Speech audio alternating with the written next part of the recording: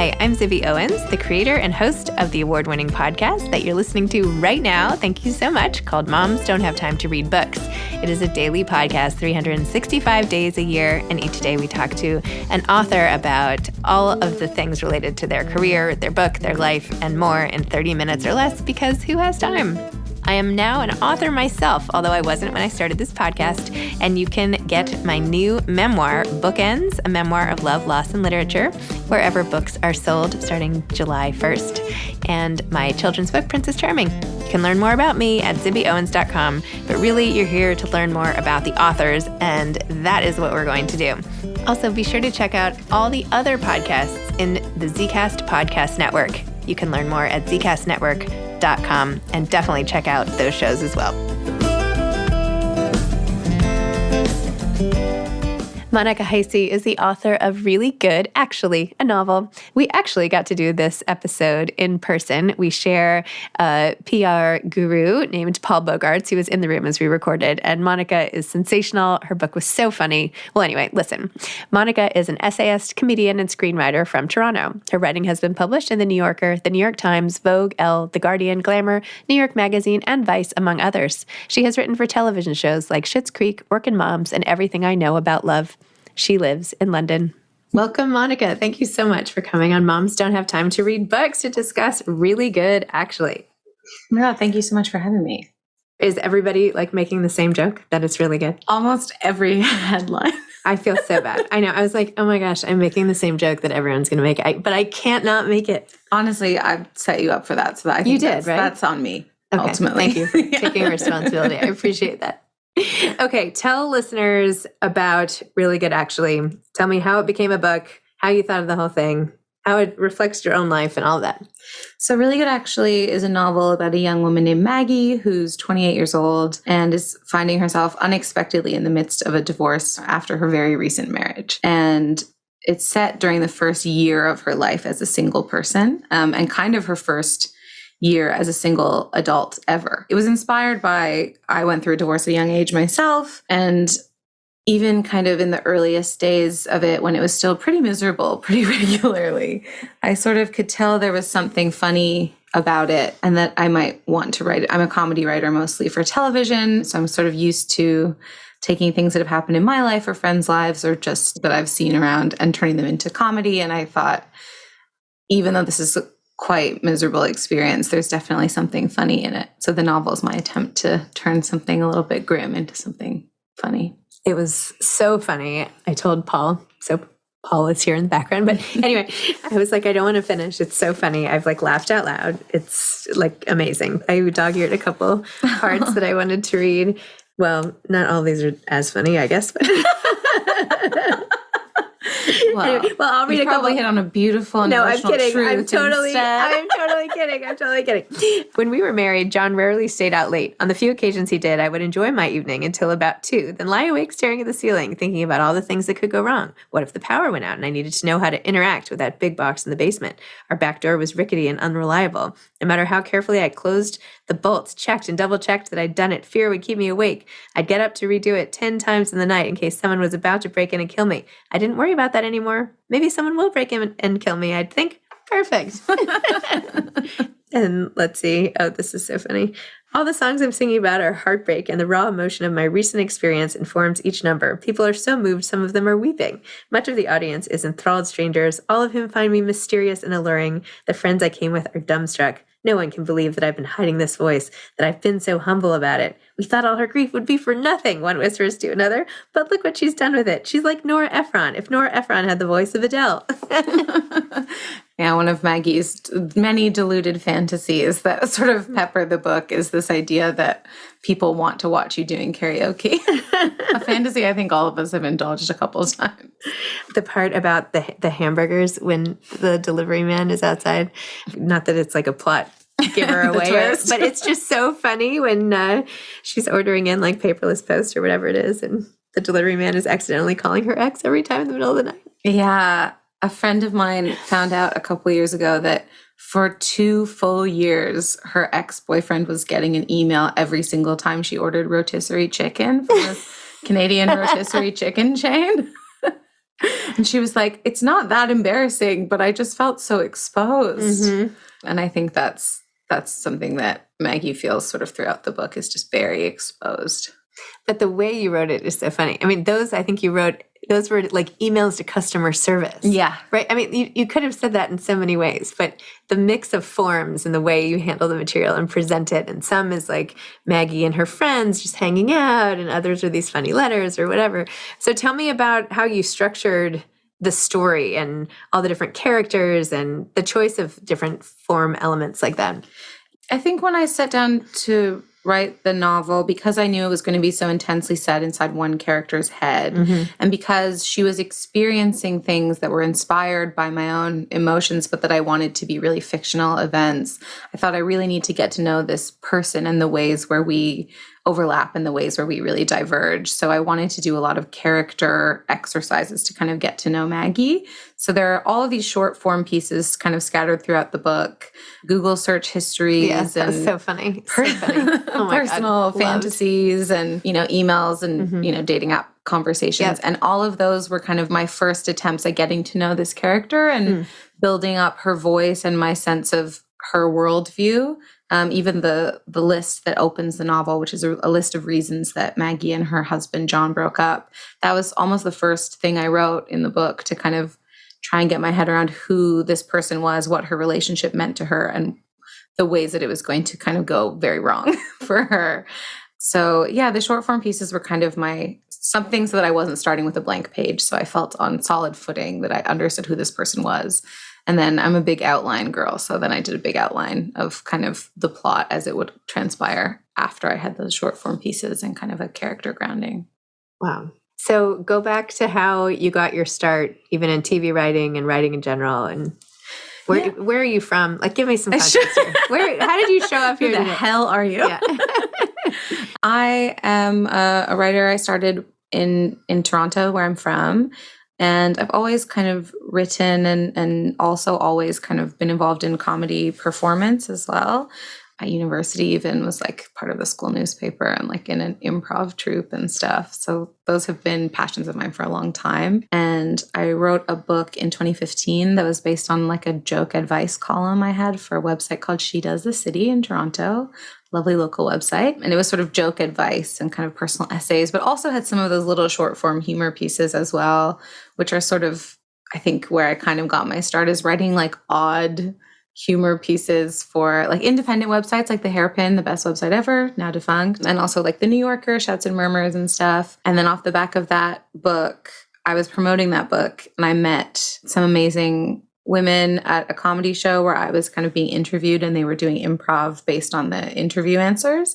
And they were just setting up the first season of their sketch show called Baroness von Sketch Show, which is a great Canadian comedy show that ran for 5, maybe 6 seasons. They asked if I had any samples of like sketch comedy, and I had just come back from doing a summer at the Edinburgh Fringe with some friends. So I did. And that was my first TV job. And then the book also led me to Schitt's Creek, which is my second TV job. Just the luckiest person in the world to have those be my first 2 jobs. Someone had given Dan a copy of my book, and again, they reached out and asked if I had a sample. And I didn't have a half-hour narrative sample, but I said that I did. And I wrote one over the course of like a frantic weekend. Oh my gosh. And sent it off. Just looking for the file. I'm going to reformat it. This PDF converter is going to take about 48 hours. Computer trouble.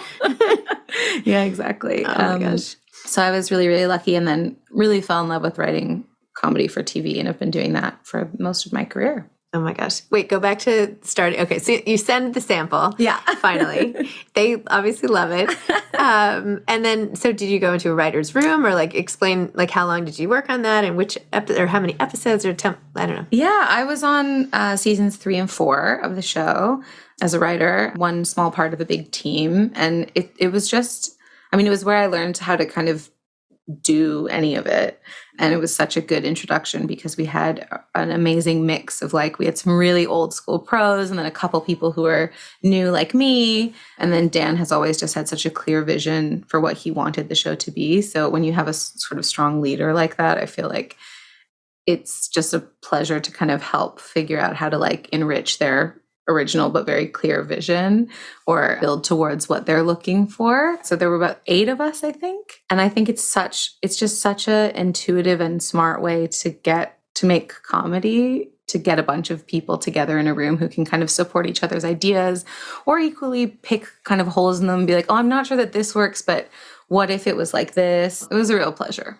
What do you think it is about comedy? Like, I think if you got 8 novelists in a room together, it might not end up like why can that form be done communally so much better? God, that's a really good question. I think part of it must be the immediate response. Like, it's so easy to doubt yourself when you're writing alone as to whether something's funny, but a laugh is like an instinctual reaction that you kind of have no control over. So if you can elicit laughs from a room full of people, then you know you're kind of on the right path. So it feels really helpful, kind of live and immediate feedback. Definitely writing the novel was a really intense shift to be like, oh, it's just me for now. I mean, obviously, I was so lucky to find my editors. I have 2 amazing editors, one in the UK and one over here. We all worked on the book together. But before I found them, I had to write the entire thing by myself, which was so unexpectedly confronting because I only really had my own sense of humor to go off of. And I'm used to having like a room full of people that I can be like, is this anything? And they can tell me if it is or isn't, but it was just me. So it's just how hard you were making yourself laugh. Yeah, much. Kind of. Yeah. How crazy I looked in my office laughing by myself. Why even try a novel? Like, your TV career is taking off. Why go this route? I think because this story is so personal, I did want it to be kind of something that I was at the helm of. And also, it's very interior story. It takes place a lot inside Maggie's head and deals a lot with feelings of criticism and feelings of self-doubt. And I thought it would be easiest, I think, to kind of really get into the depths of how she was feeling by being able to just write it all out rather than find ways to kind of show it. Although now we've optioned it for TV, so I do have to find what those ways are. And also, I think I really wanted to try to challenge myself and do something different. And it was a genuine challenge. It felt really difficult, but it was also really worthwhile. And I feel like I learned a lot while doing it. I bet. And are you going to write another novel? Yeah, I'm working on one right now. Yeah. Did you already sell it? Not like, was it a 2-book situation? Yeah. Okay. That's always nice.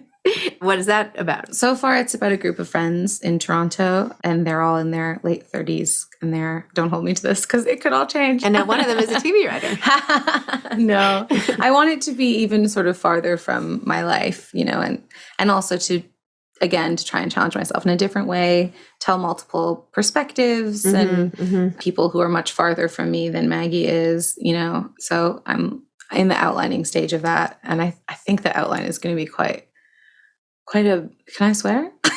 Go for it. Why not? I was going to say quite a bitch. All right. That's now fine. I feel weirdly shy about it. Have you seen the musical 6? I don't know if you have. No, it's such a big deal in London though. You should go see it. Yeah. It's hard to I don't really like going to musicals really, anyway, it's so good. But my kids are obsessed with it. And one of the songs is like, bring out the bitches. Woof. And so they sing that all the time because they're like, now we can say the B word because it's in the song. This is history, Mom. We're allowed. Exactly. Anyway, that's what that makes me think of. So that's a fine one to say. I feel like totally sanctioned forever. So which of the character study exercises are you doing for your new characters? Give us some of the tools, all the aspiring writers out there that if you're developing a character, it's really helpful to do. Oh, that's such a good question. One thing I've been doing is have you seen the L Word on Showtime? No. They have a big sort of hookup chart of who's hooked up with who and kind of what everyone's links are. And I've made a couple charts, not related to who's hooking up with who, but just different kinds of relationships and dynamics. So who's jealous of who or who's secretly has a crush on who and kind of trying to, it's very messy and it looks like the work of a serial killer, but it's really useful for me to kind of visually plot all that stuff out. I took a painting class from my friend Laura Daw in the early stages of writing this book that really opened up how I was thinking about writing it. And I'm going to do the same thing, I think, for this new book, which is she showed us how she paints these beautiful still lifes. And she sort of blocked in all of the big colors first and then did shadows and then did highlights, and detail comes so much later. So for so many stages of the creative process, it doesn't look like the thing that you're trying to make at all. You have to sort of have the faith that these are important layers. And that was really like emancipating for me, to not have to have a draft that was ready to go, but to be like, I have the shapes in this draft. You know, I have the highlights in this kind of outline. I've been trying to think about it that way and not put too much pressure to get the detail right until much later. Yeah, I feel like if I were going to write a writing guide, it would be like pretty sentences come last. Yeah. But it's so counterintuitive because you need the sentences to write it to begin with. I know. It's the same thing with writing for TV. I was really, as a young writer, like, I don't understand why we have to spend all this time outlining. And now I'm like, oh, if your story isn't airtight, then the whole thing falls apart and all your funny lines have to go in the bin anyway. So I feel like I'm very dedicated to having a strong outline that can hold. Interesting. So when you're not writing for TV or writing novels or talking to your friends about ordering a chicken late at night, what do you do like when you're not at work? Like what's your life like? I have almost no work-life balance, so it's a good question that I should ask myself more. What do I do? I live in London and I love just like walking around.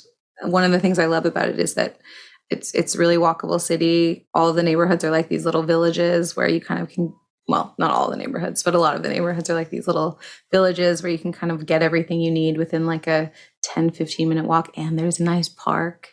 So I'm a big fan of sort of walking into like a little bookstore and then going and sitting. I've lived there a long time, but I still just feel like very romantic about the city. So I just like to sort of walk around and listen to music and read in cafes and get a bit main character-y about it. That's perfect. You've just like cast yourself in a role. You're like, I'm going to just live out the life of the novelist in London. Thank you very much. Oh my gosh, so funny. Why do you live in London, by the way? I moved there in 2010 to study early modern literature, did an MA there. I think it was like never going to be an advanced degree that actually did anything for me professionally. So I just thought I should like make a real experience out of it and go to the place that, they have such amazing like archives and stuff over there. And you're walking around the streets where the stuff you're studying actually happened. So for very nerdy reasons, I moved over there. And then I just really fell in love with the city. I went up to the Edinburgh Fringe, not really knowing much about it. And it's just this incredible, enormous, creative, cultural like explosion. And they have really engaged audiences for comedy. I just felt like I had really found a place where I could do the things that I wanted to do at the level that I wanted to do them, and with a group of friends that really make me laugh. It's awesome. And pubs are amazing as well. Fish and chips. Yeah. The whole thing. Wimbledon. That was what I did on my honeymoon. We went to Wimbledon. Did you? Yeah. Oh, wow. Yeah. Chic. It was pretty awesome, I have to say. My husband used to teach tennis. Did you wear like a little hat? I wore a very pretty dress. Yeah, perfect. Yeah, I felt very chic. It's like the last time I dressed up to watch a sporting match. One and only.